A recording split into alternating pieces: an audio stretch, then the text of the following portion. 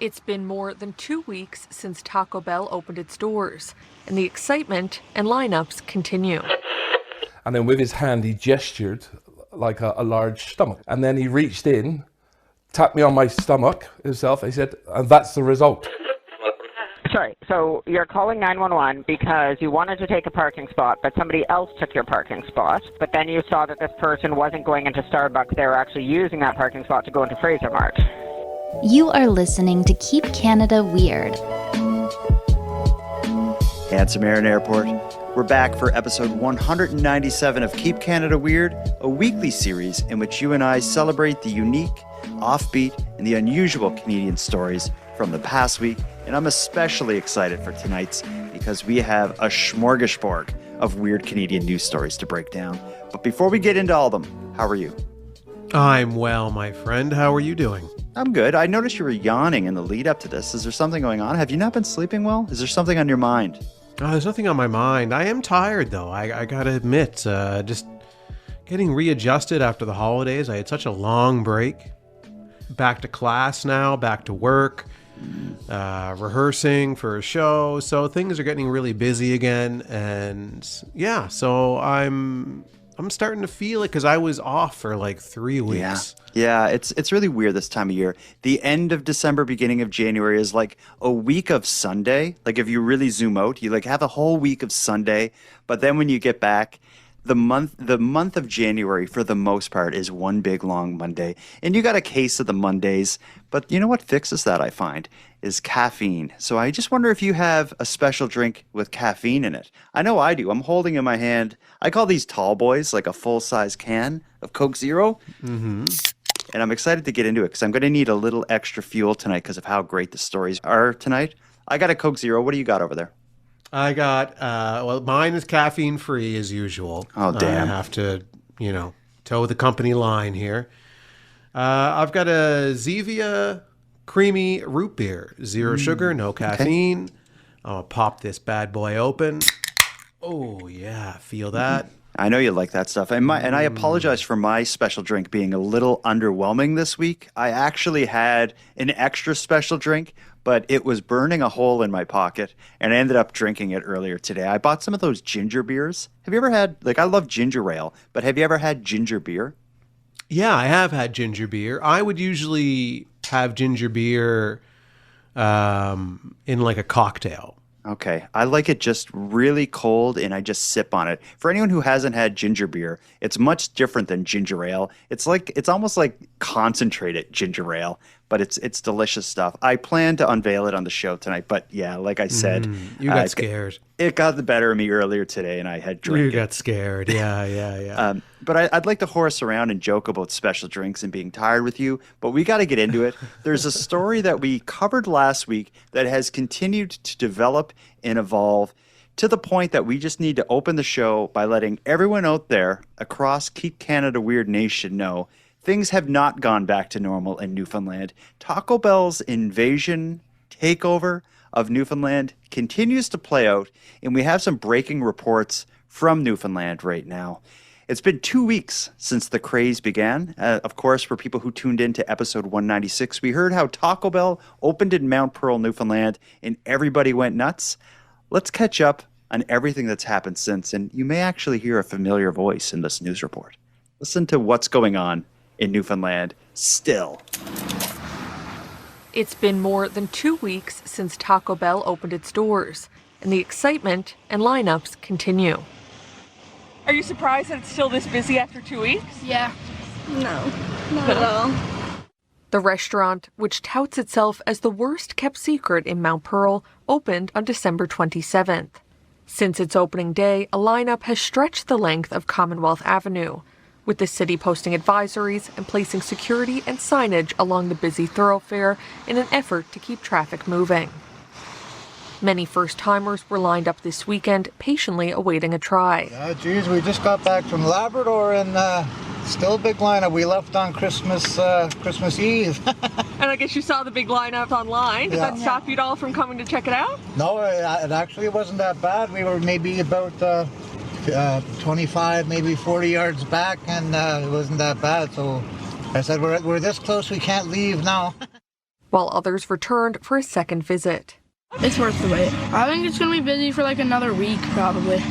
The Taco Bell craze is also still one of the biggest topics in local Facebook groups, with many residents asking about the wait times before making their way to Mount Pearl. I'm sure by now you've all heard that we have Taco Bell in Mount Pearl, Newfoundland. A large group of people in Newfoundland collectively lost their minds over the grand opening of a Taco Bell. This situation is one of my favorite situations in the history of Keep Canada Weird. We've kind of followed along with a lot of developing stories, but Taco Bell absolutely like taking over a community in Newfoundland. I don't know. It may top everything else. Yeah, it's true. Again, I think I called this the story of the year last week, and I think it continues to dominate the news waves or the airwaves, whatever you want to call them. The news cycle. It's news cycle. That's in the industry. That's what they say. Yeah, it's a 24-hour news cycle. In 24 hours a day in Mount Pearl, Newfoundland, it's Taco Bell lineups. No turning right out of Taco Bell or left or whatever it is. It's craziness. Can you believe it's going on this long? And before you answer that question, we've talked about businesses opening and having this big buzz around them, for the first few days. But this has been 2 weeks and it has no signs of slowing.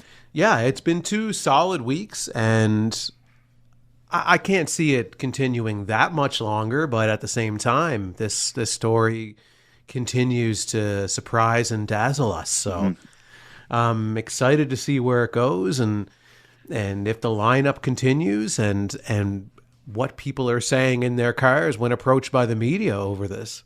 Yeah, I do like that part. But not everybody is excited about lining up for Taco Bell. I want to read you a news report. This comes from VOCM News. This is a local news in Mount Pearl, and the headline for this article is "Address Traffic Congestion or We're Going to Court: Frustrated resident gives Mount Pearl an ultimatum." A man whose parents have been directly affected by traffic congestion on Commonwealth Avenue in Mount Pearl says he's giving the city a week to address the problem, or he's taking them to court. Rob Thompson says the traffic backlogs created after the opening of the new Taco Bell has created headaches not only for commuters, but for nearby residents. His parents live on Commonwealth, and because of the lineups, they're having a hard time getting in and out of their driveway. He says the lineups are also impeding garbage collection, and he just wants the city to enforce their own regulations. The city of Mount Pearl says it's aware of the concerns raised by residents and will continue to work within regulations and with the business owner to help ease congestion on Commonwealth Avenue. So what do you make of that? Is this guy going to take them to court? So what's he taking them to court for? Like, what's he trying to get? He wants them to enforce their traffic laws or whatever, but like, what's he getting out of it? Usually when you take someone to court, you're suing them for some kind for damages, for a certain amount of money, whatever it is. So what's he want out of this? But sometimes you just say, I'm taking you to court, and you haven't thought beyond that. And I wonder if this is one of those situations. Yeah, maybe. I mean, like a part of living on a busy street is, it kind of sucks dealing with getting in and out of your driveway.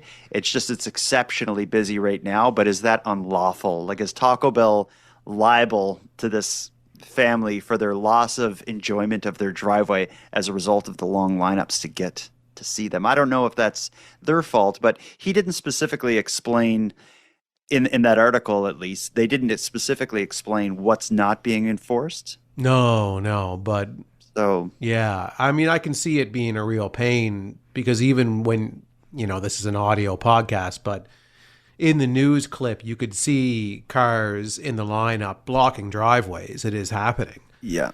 Well, I also saw in that news clip, probably the city installed those kind of electric temporary signs that'll have like warnings on them. Like it may say something like, right lane ends or something.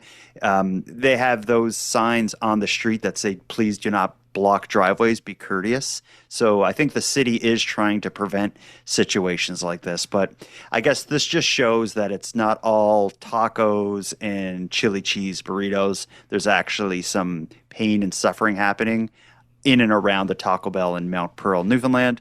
Only other thing I want to say about this is I do love the idea of giving an ultimatum to the city. It's cool to say you have 1 week or we're going to court. I think that's cool. I guess it is if you have something to back it up with. I mean, I don't understand from a legal perspective what legs this guy has to stand on, but and I guess, just some regular citizen being like, yeah, well, I'm going to sue you. It's a very Donald Trump thing to do, actually. Don't get political here. Now, I know we have some listeners in Newfoundland. I tried to find this man, Rod Thompson, to give him a platform to share his frustrations. I couldn't find him. If anyone in Mount Pearl knows this guy, I'd be happy to have him on Keep Canada Weird to answer the questions we all have about his pending litigation against the town of Mount Pearl and the Taco Bell Corporation that has invaded it. Now, before we get into this week's Weird Canadian News, I have one more follow-up to last week's episode that I want to share. We talked last week about the upcoming likely domestication of raccoons. We have a correspondent named Holly who wants to open the show with her story about a domesticated raccoon. Hi, guys. This is Holly, one of your U.S. correspondents. You guys are talking about the slow domestication of raccoons. Had a friend whose grandmother used to have a pet raccoon, and it was the fattest, meanest animal I have ever met in my life. I mean, this thing was nearly the size of a pot-bellied pig, and she'd shove these tiny sweaters on it. It was hateful. It hated everybody but her.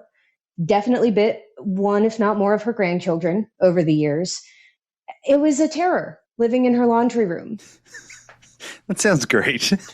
Yeah, it sounds... I guess, in the United States, I guess they must be allowed to own raccoons as pets because we're not here in Canada.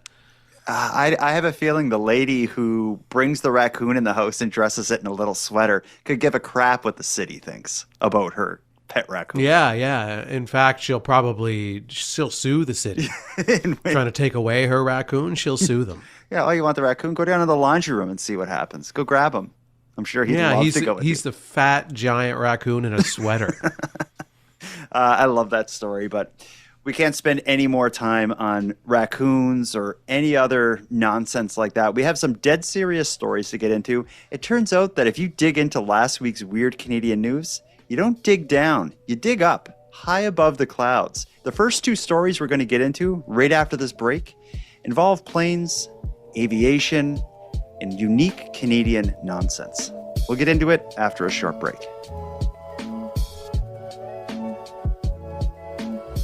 Handsome Aaron Airport. It's now the second week of January.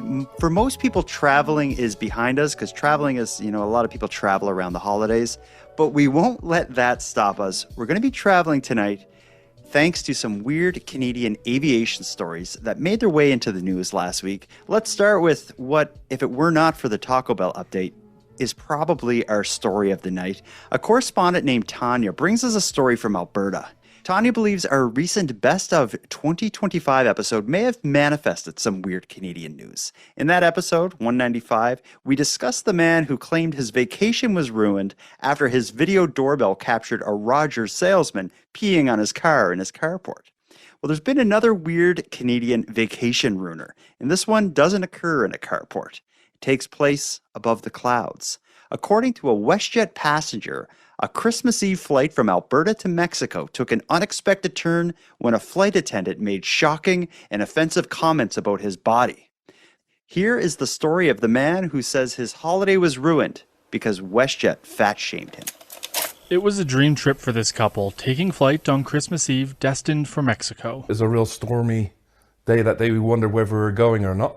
But the flight was on time and it was just a normal flight. After a few hours in the air to Mazatlan, Dave Rogers says a flight attendant offered up a small gesture. The stewardess had given us 2 full cans of pop instead of your normal little plastic cup, which was very nice, and we sat there and had our drinks. When they had finished, Rogers held up the cans as a different flight attendant came around for garbage collection, but what happened next was an unexpected shock. As he came close to us, he had the bag there and he looked at me and he sort of gestured 2.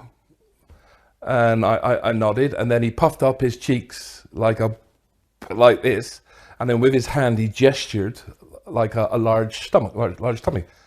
And I thought, oh my, what's he trying to say? And then he reached in, tapped me on my stomach himself. He said, and that's the result. It completely caught him off guard, and the 23-year military veteran says he was genuinely offended. I kind of thought, well, what do I do now?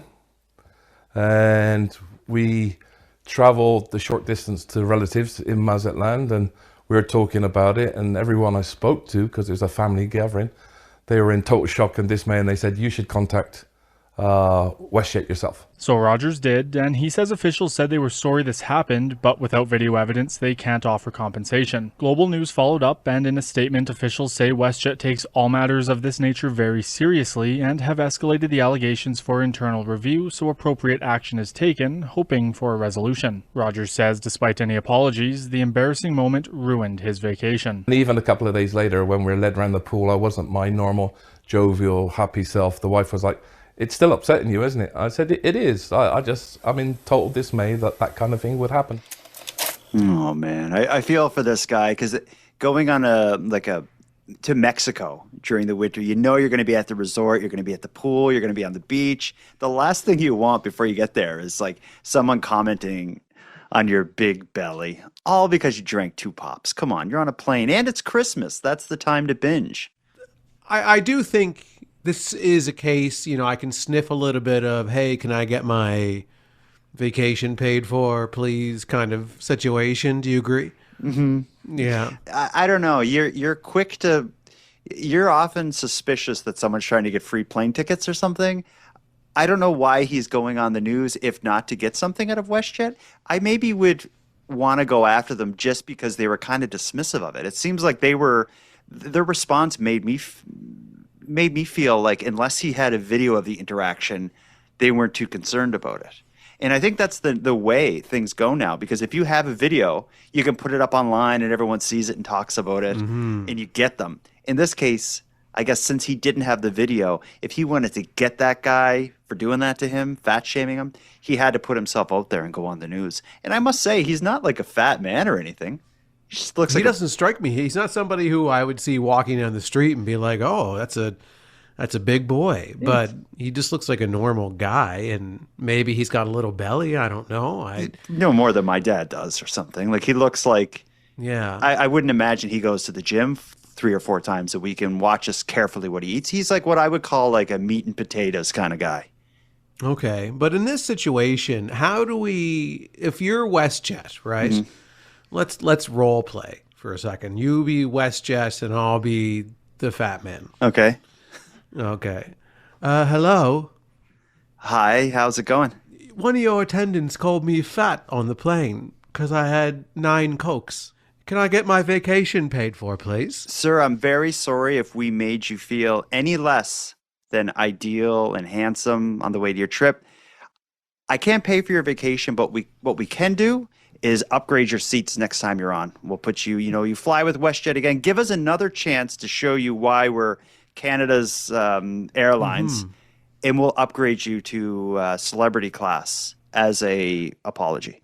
Well, it's just that he called me poor man Santa Claus. Okay. Sir, I'm hanging up this call. Hello.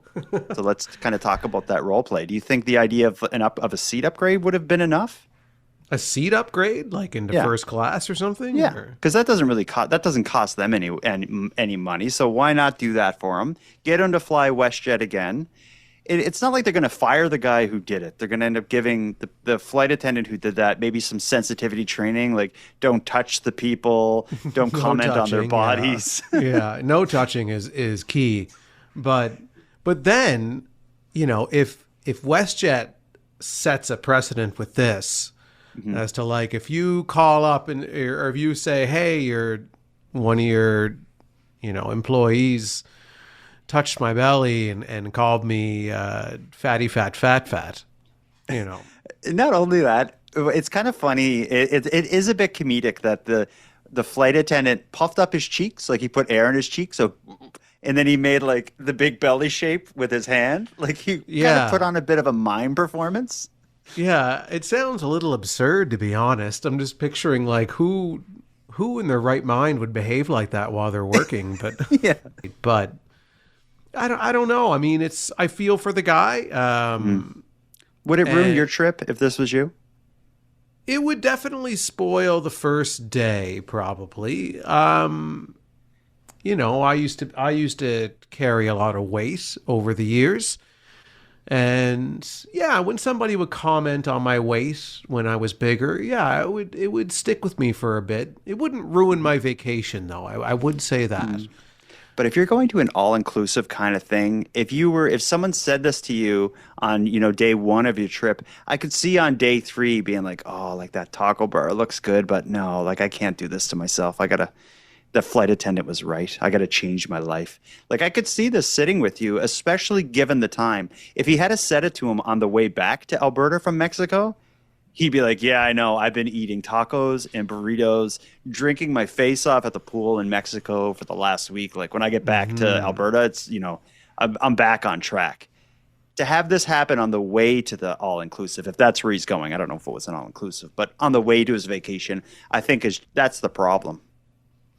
Yeah, I just kind of feel like the way he speaks about it, like it's our dream vacation and it was ruined and all of these things. It does reek a little bit of, I'm going to do whatever I can to get my vacation paid for. Mm-hmm. But let me ask you this. Who deserves a free vacation? The guy who had his car peed on or the man who was fat-shamed? I really don't trust the guy whose car was peed on. I don't trust him at all. So if I'm going to give a free vacation to one of them, it's going to be the guy who was body shamed. Yeah, I'm going to agree with you as well because of the physical touching. Yeah, physical touching and they touch his belly. That's a humiliation. Yeah, the whole pee thing, Again, I do sympathize with the door-to-door salesman who really had to go to the bathroom and had no other choice but to pee there. Yeah, but you always have another choice than fat shaming one of your customers. There's always there's a million other choices that would be better than that. Yeah. Let's move on to our second and final story related to aviation. It was a weird week on planes in Canada last week.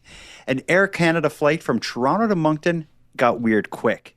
As the plane began accelerating for takeoff on the runway, it became obvious that something was wrong. Passengers in the rear of the plane could hear desperate screams coming from beneath their feet.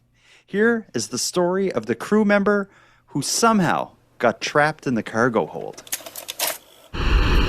Air Canada Rouge Flight 1502 was taxiing down the runway at Pearson International Airport, about to take off for Moncton, when some passengers heard frantic banging and yelling from the floor beneath them. And some of the people that were sitting towards the back of the plane heard the person screaming and banging, trying to get their attention. One of the person even said that they called 911. Gabrielle Caron says the pilot soon announced takeoff was delayed because a ground crew member was trapped in the baggage hold. We're noticing the flight attendants are kind of running back and forth in the airplane, and on the ground we can see the crew gathering around the plane, so we know something's happening. The person is perfectly fine and safe. The plane taxied back to the terminal and the crew member was rescued. Air Canada declined to answer questions from CBC News, but it did confirm that the aircraft cargo doors were inadvertently closed while a member of the ground crew was inside, adding that there were no injuries and the incident is under investigation. While the crew member's experience would have been terrifying, making that flight would not have caused serious harm, says this aviation expert. So there was no danger of hypothermia or any other asphyxiation. You're not supposed to be in there. We're not supposed to be carrying, individuals, human beings in that cabin, in that hole. He suspects normal procedures were not followed, and investigators will want to know why. What was his state of mind? What was his work content? Was he fully alert? I don't know much about planes or how the cargo and suitcases and stuff are loaded in there, but I didn't think it people crawled in there. It seems like if they did and there was a chance of them getting stuck, it would happen more often. So as I'm hearing this story, I think of a few things. I think of how terrifying it would be to get stuck in there and then all of a sudden realize takeoff is about to happen. But I also think why was he in there? Well, I'm imagining him going in to maybe move the bags around in a way that play I don't Tetris. know. I mean, they're trying to place the bags in a certain way so that it's evenly distributed amongst the storage space. I don't know. I mean, it's not working that job. I can't really say why somebody would be in there. It doesn't surprise me that somebody would go in there when the plane is not moving. I don't know how big that area is. I thought it was just like a little door on the side that they kind of slide things in. But I guess, yeah, if you wanted to load all those suitcases in, someone probably has to get in there to rearrange them and organize them. But there must be some system in place to prevent it from getting shut and someone like being stuck in there and going flying. I always thought there was no air down there, so that when I first heard of this happening, I was thinking if it did take off, would that guy run out of oxygen and die? But I guess by the sounds of that clip, it makes it seem like that wouldn't have happened. It would have just been a horrible couple hours. It would have been pretty terrifying, yeah, I imagine. And then you're in there with all the luggage. Yeah, cold. I mean, I'd be going through people's luggage, getting their sweaters and their coats out and putting them on.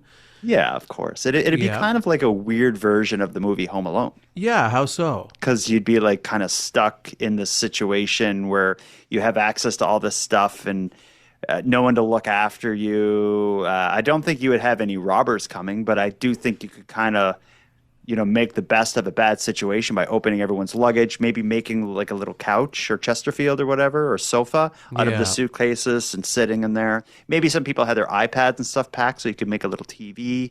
You could find a Nintendo Switch and play some games. People travel with food. There's probably something to eat. You could actually probably have a pretty good time. You could if it was warm. You would have to get really warm. But I think that... Yeah, it would be an interesting journey, I guess, but I'd be worried about safety in terms of being tossed around in there, and you don't have any seat belts down there. You don't have kind of anything to protect you. And if the plane starts experiencing turbulence, you're going to be bopping around with all the luggage down there and getting tossed around and. Yeah, and what I'd like to know, there's a bit more I'd like to know about this. The passengers described hearing the screaming. What led to the pilot and the staff stopping the plane? Because it's come out that passengers were calling 911. Why would they not tell the stewardess? Like, why would they? I guess because the stewardess would fat shame. Well, yeah, the stewardess was doing puffing out their cheeks and pointing at everybody like, "You're fat, you're fat, you're fat too." There's nobody down there. That's just fat dreams. But the 911, like a 911 call for this situation seems pretty bizarre. But let that be a bit of a teaser for something to come. Spoiler alert, we're going to be talking about 911 calls as we get going. But I would like to hear a 911 call coming from this plane. I would imagine the 911 operator would have just said, like, did you tell the stewardess? Yeah. And the stewardess would say, there's no video evidence of that at all. Yeah, exactly. I'm happy to hear that nothing bad came out of this, and it just ended up being a day of delays because it did knock back traffic in that airport pretty far as this was all dealt with. We're about to get to our final ad break. When we come back from it, we got some great stuff, including a great lawsuit court case and some of the worst 911 calls of 2025. But before we get into that, I want to hear from, we're going to hear from a listener. She's a correspondent who used to hate our program. But in hindsight, she realizes we were right about something. We were right about not Googling things while recording. Here's why. Okay. I think I owe you guys an apology. Because every once in a while, in my head, I'm a real hater. Specifically, when you guys refuse to Google something. Usually when I know the answer. And like a quick Google search could just like resolve it so quickly. But the more and more I get the AI overview answer instead of the real answer when I'm trying to Google something really quick, I get it. Because Googling's not fast anymore. It's not efficient. It's not convenient. And yeah, just guessing with your peers is now just about as accurate and way more efficient. So I apologize for my silent hate that I never sent to you and am just now confessing to.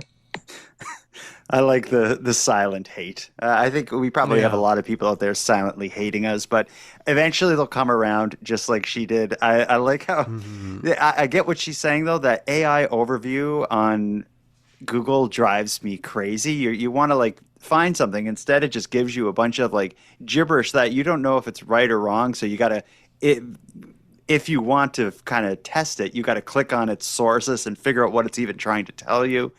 It's nonsense. Like she says, it's probably better to just like get together with your friends and see how close you can get to the truth. And that's what we do. We just we crowdsource the correct answer, but the only crowd we're sourcing on the spot is each other. Yeah. I like the fact that we don't Google on the show. We easily could, but it's something that we've never really done because when you're having a conversation with somebody, I guess you are Googling, I guess, out in the wild when you're having a conversation with somebody, but that just bugs me. I'm starting to really get turned off by technology altogether. AI and everything else, it's just making people nuts and dumb, and it's driving me crazy. But what can you do about it? Yeah. If you can't beat them, join them. So maybe we should start Googling on this show and just reading each episode should be us reading the AI overview. No, I like to fly, I like that we fly by the seat of our pants on this show. And if we don't know something and it comes out wrong, it comes out wrong. And we get heavily corrected through voicemails, and that's always fun. Yeah, for example, we didn't know that egg meant agriculture. Famous. We didn't know that. No. Next week's episode will be for corrections. That's right. That's the motto around here. Yeah. But I always felt her silent hate, even though I never knew who she was. I could always feel it washing over me at times in my life. When you walk into a room and you just get this feeling like there's an entity in the room or something. Mm-hmm. Is this haunted or does someone hate me? And every now and then, when I look at Apple podcast reviews of Keep Canada Weird, I would get that feeling of like, there's someone who hates this show that's not... They have a pending review. These guys are idiots. That's not speaking up here. They're not... Who is that? Don't hold it in. Everyone out there, if you have something to say about the show, go to Apple Podcasts, search Keep Canada Weird, and leave us a review. If you have something positive to say. Put 5 stars and then say whatever you want. Yeah, like if you hate the show, 5 stars and then write what you hate about it, and we'll read them. Yeah, absolutely. We should call out for reviews. I think most podcasts do that. Let's do that right now. If people out there could leave a review, I'll on Apple Podcasts or Spotify for Keep Canada Weird or the Canadian Gothic. We'll pull some at random maybe next week and read them. And if yours is read, we'll send you a swag pack. Yeah, that sounds fair enough. Yeah, that sounds fair. All right. Well, let's get into our final ad break. When we get back, we're going to hear about the kid versus kid dinosaur fight lawsuit. And it is a weird one. After this break. Handsome Aaron Airport. We're going to court. A correspondent named Amy shared one of the most bizarre legal cases I've seen in a while. Just last week, an Alberta judge released their decision in the kid versus kid dinosaur fight lawsuit, which is just as bizarre as it sounds.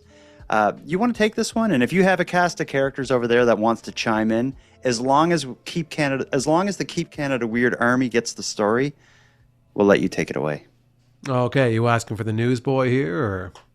That's a polite way of asking for the newsboy. All right, let's get the newsboy out here. If he's not involved in some kind of court case. Extra, extra, read all about it. Alberta judge tosses lawsuit after toy dinosaur fight between kids ends up in court. Usually when kids scrap it out over toys at daycare, the worst outcomes is hurt feelings or maybe a timeout. But in Grand Prairie, Alberta, one very unlucky toy dinosaur incident spiraled into something far stranger. A lawsuit with one child suing another in civil court. Mm-hmm. The case centered on a 2022 summer daycare scuffle between a 9-year-old and an 11-year-old who barely knew each other, fighting over a plastic dinosaur roughly the size of a water bottle. During what a judge later described as a brief swatting match, the dinosaur struck the younger boy's hand, causing a serious finger injury that required surgery and was described in court as being essentially severed at the bone but still attached. Instead of targeting the daycare, the case unfolded as child versus child, an extremely rare legal situation that raised all kinds of awkward questions about kids, consent, and responsibility. There were no dramatic courtroom theatrics or high-powered lawyers, just testimony from the boys and their mothers. The judge ultimately ruled the incident as a bizarre, accidental fluke of normal childhood roughhousing, not an intentional assault, and found no fault with the other child or his parents. The lawsuit was dismissed, ending one of the strangest legal battles imaginable, a dinosaur-fueled daycare dispute that briefly turned into a courtroom showdown.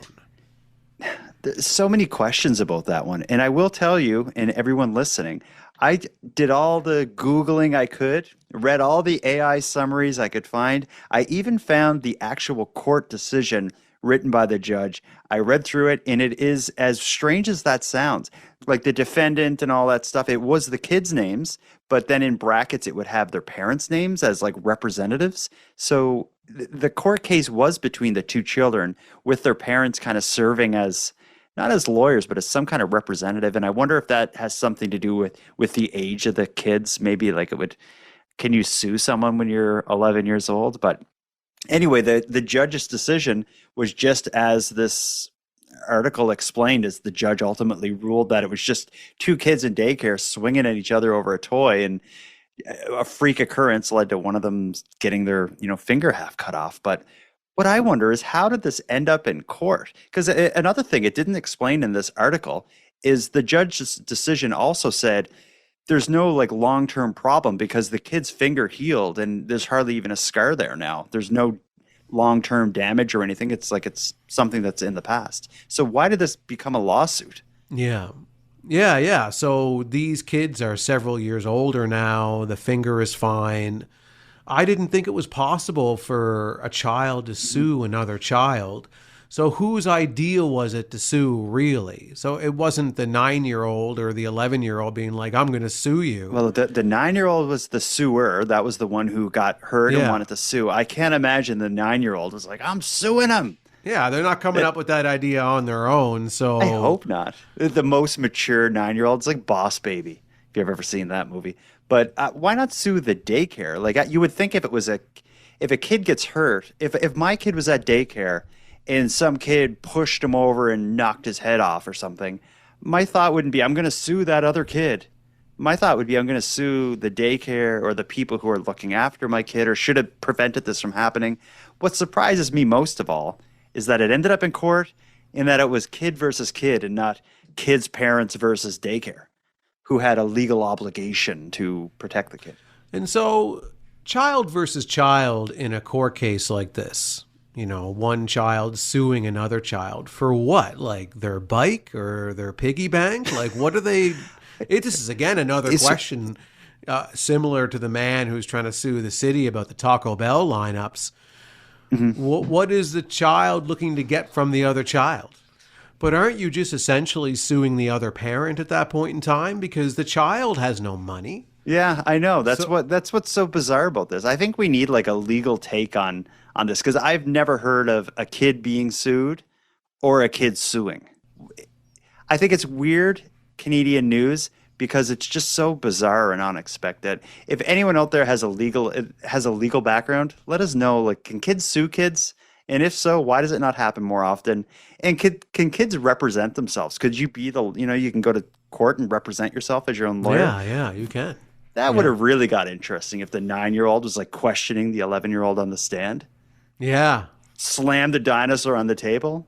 Yeah. Do you recognize this dinosaur? Do you recognize its jagged edges? Anyway, a weird one, but let's get to some other weird stuff. We have a fun way to end the episode.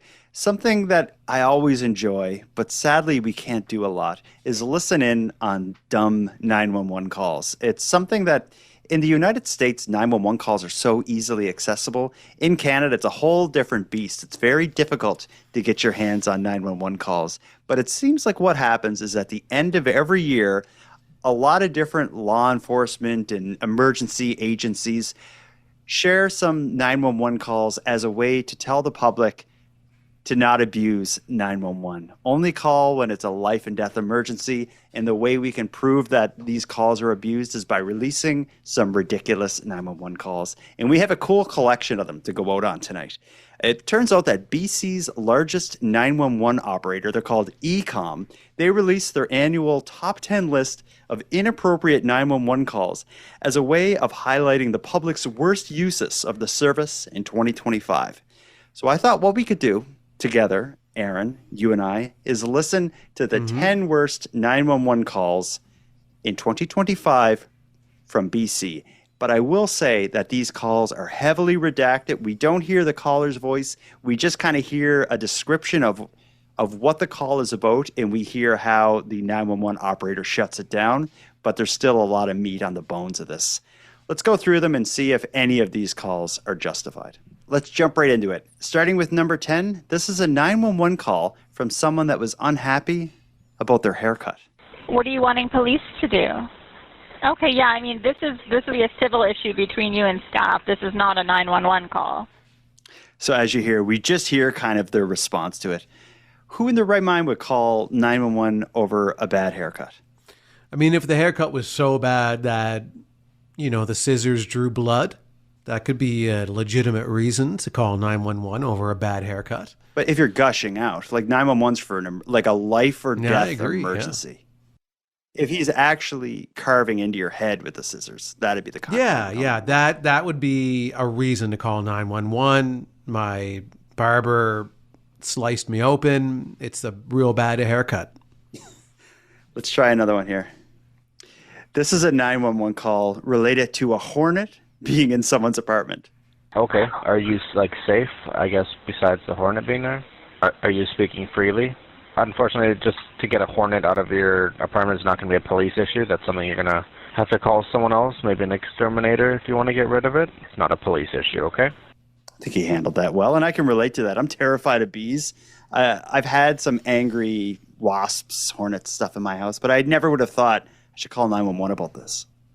Even calling an exterminator for what sounds like one hornet in their house would be extreme, I'd say. Let's see if number 8's as extreme. This one is someone who's calling 911 because they left their iPad at what's called the SkyTrain station, which I think is sort of like a subway thing, an above ground subway, I believe. Here it comes. Okay, are you having an emergency, sir? Okay, you called 911. It's for emergencies only, okay? If you'd like to speak to the non-emergency line, you got to give them a call. I don't think she handled it well. She should have had a bit more sense of humor. Sense of humor in the 911 dispatch should.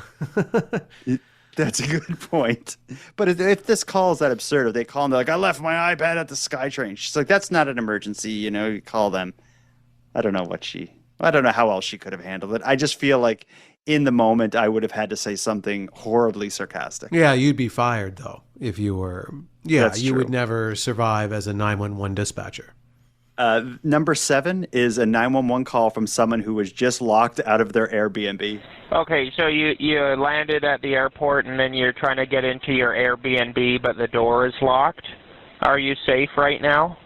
Okay, well, unfortunately, because it's not an emergency, we won't be able to assist you with it. At this point, just being locked out of an Airbnb is not going to be an emergency, so we're not going to be able to assist with it. I think that 911 operator gave that more attention than he even should have. Yeah. But if Really they're locked explained it. out of the Airbnb, perhaps there's something chasing them. A bear, maybe, or... Yeah, that could be a different story, but to call because the locks are weird, I guess it depends the context of that. Same with the hornet. Is it a regular hornet, or is it like this giant science fiction hornet that's in there with you, and it's about to take over the world? You're locked out of your Airbnb. Is there a guy with a mask and a chainsaw chasing you? Maybe the hornet's involved in all of these situations. So the hornet was in the person's house. The Hornet was chasing the people to their Airbnb, and then they couldn't get in because they were locked out. The Hornet cut the guy's hair? With his stinger. And the Hornet took the iPad. Okay, well, how about this one? This is number 6 is a caller wanting to complain about traffic. Okay, so you're trying to call 911, an emergency service, to know what's wrong with the traffic?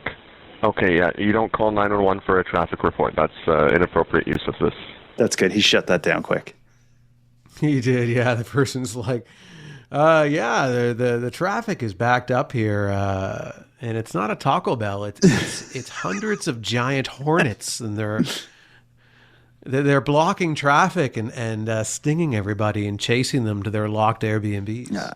Something as petty as all of this is number 5 is someone's calling not the police. They're calling 911 to let them know that a non-electric vehicle is parked in an electric vehicle only spot, one of the ones that have the charging stations. Are you safe right now? Okay, this is not a 911 call. You need to call the non-emergency line. Yeah, parking disputes rarely should require a 911 call. Yeah, I agree. Yeah. Actually, we got 2 in a row. Number 4 is someone's calling to report that someone's parked outside of a Starbucks, but they didn't go into the Starbucks. They went into a grocery store nearby. Sorry, so you're calling 911 because you wanted to take a parking spot, but somebody else took your parking spot, but then you saw that this person wasn't going into Starbucks. They were actually using that parking spot to go into Fraser Mart.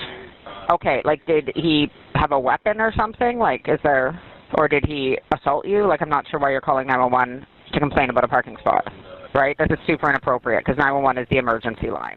That was good. Yeah. That's how I would handle it. Did he have a gun? Like, because I can't imagine you're so stupid that you would just call. Like, surely this guy had a gun. No, but certainly that is annoying when somebody parks at one business to get a parking spot there and then goes into another. So it's not that it's not worth complaining about. I wouldn't call 911 over it, but the non-emergency line, maybe they could call there and get the police out to investigate. What would the police investigate? Like parking infractions is like, especially on private property, you could go into Starbucks and complain to them, and they could get like whoever manages the lot to tow the car or something. But it's not like it's a city spot where bylaw enforcement's going to come give them a ticket. This has nothing to do with the police. Yeah, hi 911. This car pulled up and took my parking spot at a Starbucks, but then didn't go into the Starbucks and went into this giant hornet's nest that was just down the street. And he didn't have a gun, but he had a massive stinger. How about the caller? Number 3 is the caller whose dishwasher was broken. Good God. You've called 911. This is for life or death emergencies. So did you mean to call 911 and not help you with your dishwasher? You'll have to call a repairman or your building manager, something like that, okay? A 911 operator must hear so much crazy stuff because there's just so many weird people out there, and they all have like a phone, and 911 is so quick and easy. I feel like they must just get inundated with craziness like that. We're listening to this and we're thinking like, yeah, the Hornet's probably responsible for all of this, but I bet you a 911 operator is like, no, that's just another day on the job. Yeah, it's probably every 2 hours they get a really weird one like that. Mm-hmm. Like number 2 is a 911 call because Walmart wouldn't accept the return of an air fryer they bought. Is there any reason for the police to be attending besides you're not able to return something at Walmart? Are you safe? Is anyone trying to harm you right now? Okay, in that case, if you want, you can call the non-emergency line. Come on. I do love air fryers, but again, if you're calling 911 about something at Walmart, it's a bad vibe. That's a bad. But I noticed the 911 dispatchers are constantly pushing to the non-emergency line. So they're always suggesting that. It's like, well, it doesn't sound like you were trying to return your air fryer is an emergency, so I'll give you the non-emergency number, which is like the regular police number. So then the police are getting these calls now just pushed onto them by 911. Yeah, 911 almost should have handled this to just save everybody's time. Yeah. because now it's just being pushed over to somebody else who doesn't have time to deal with that either. Mm-hmm. And they're also pushing all of these issues over to exterminators too. And repairmen. And repairmen, as I don't think that's fair. Let's hear our final one. The final one from BC, I should say. This is a caller because their luggage exceeded the carry-on limits. So another aviation story. Okay, and what's going on there? If your bag is taller than usual, but if your bag is oversized, you can check it in. You just can't bring it on as a carry-on. Well, unfortunately, the police can't help you with that. If that's the rule of the airline, you have to follow the rule of the airline. But it's not something the police will help you with. God. He's kind of helping him there, though. He's explaining the rules to him about how carry-on luggage and check luggage works. And he kind of is assisting him in some way. I thought the same. I was kind of surprised that he explained that much. He gave it the time of day, which, like, I think if you do 911 call taking, it's probably easier sometimes to just draw from your own life experience a little bit here and there. Right. Mm-hmm. Those were all the calls from BC. What I didn't like is that we didn't get to hear the caller. It would have been great, but we couldn't. So be it. But there is another police department that released a little bit more information. This is one from York Regional Police in Ontario.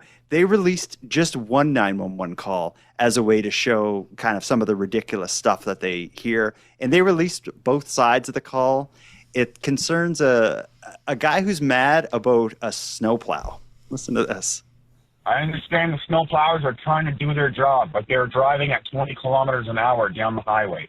And if I'm late again, I'm going to be penalized at work.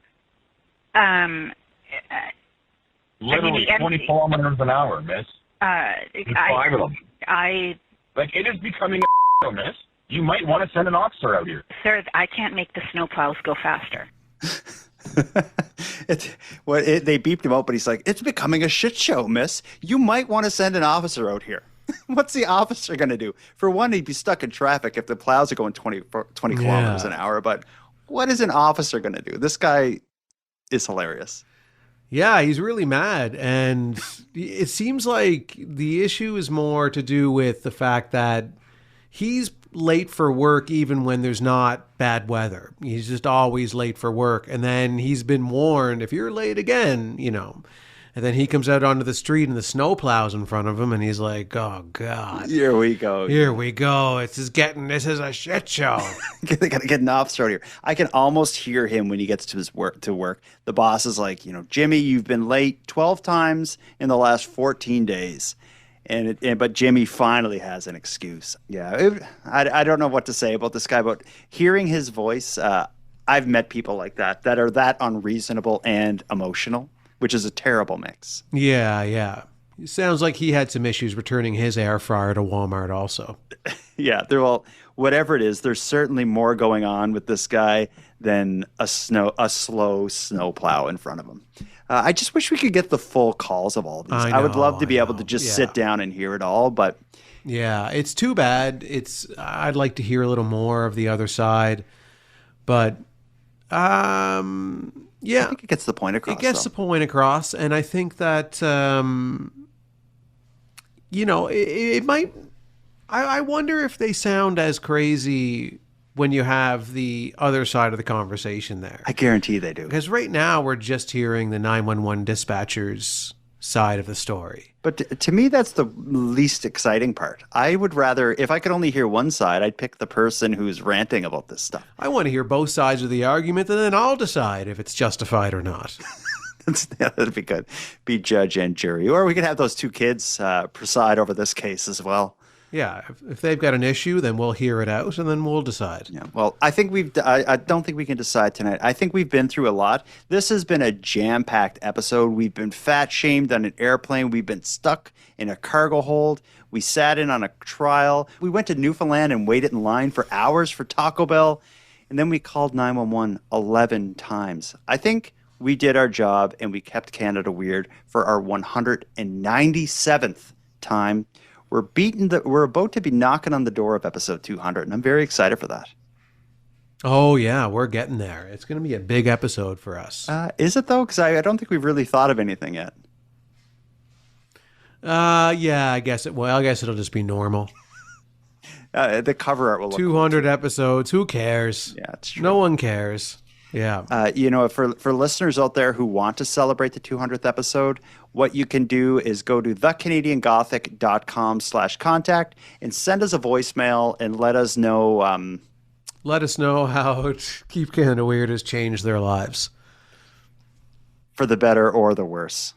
That's good. Yeah. And while they're at it, they can go on to Apple Podcasts or Spotify and leave a positive review. I would like that. And if it's a negative review, still give it 5 stars and write it like we said. Yeah, we'll still take the criticism. We want those 5 stars though. Mm-hmm. Well, let's put a bow on this. Handsome Aaron Airport. Until next time. Jordan Bus Stop Backhoe Bonaparte. Until next time. If you get on an airplane, wear a body cam. And if you're working for an agency and they're like, someone's got to go in there and reorganize those suitcases, say, like hell, I listen to Keep Canada Weird. I know better. Yeah. And Jordan, until next time, whenever there's, a child argument that you stumble across and you're not sure how to solve it, just encourage them to sue each other. And then 3 years later, we'll be able to get to the bottom of it.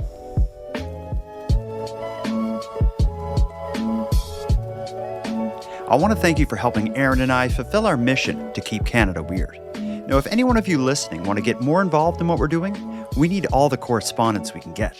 So if something weird happens in your area, or if you have any thoughts on anything we discussed tonight, let us know about it. The best way to reach us is by using the voice recorder that can be found at thecanadiangothic.com/contact. Now, I'm going to start wrapping up the episode, but before we part, let us thank a few people.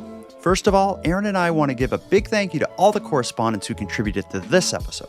If your voice message was aired on the show, go back to thecanadiangothic.com/contact and fill out the form to claim your swag pack and Keep Canada Weird badge. We'll happily get it right out to you. Next, a big shout out to Unicole for the intro and outro voiceovers, and Monty Data, who provides the outro version of O Canada that you're about to hear. And then lastly, but most importantly, we have a massive thank you to every one of you listening, as without your interest and your support, this work would be impossible. And for any one of you out there who want to support the show financially and get more out of the show at the same time, please consider the premium feed. A premium feed subscription costs just a couple bucks a month, and that money will fund the creation of new episodes. But the premium feed will also give you those episodes early, give them to you ad-free, and give you access to a full back catalog of Keep Canada Weird episodes and bonuses. You can go premium at thecanadiangothic.com/subscribe. And even if the premium feed isn't for you, you can still support the show by simply sharing episodes on social media. That's free, and it's a big help. So until next time, take care of each other, hug your loved ones tight, and please keep Canada weird. And keep Canada weird. Please keep Canada weird.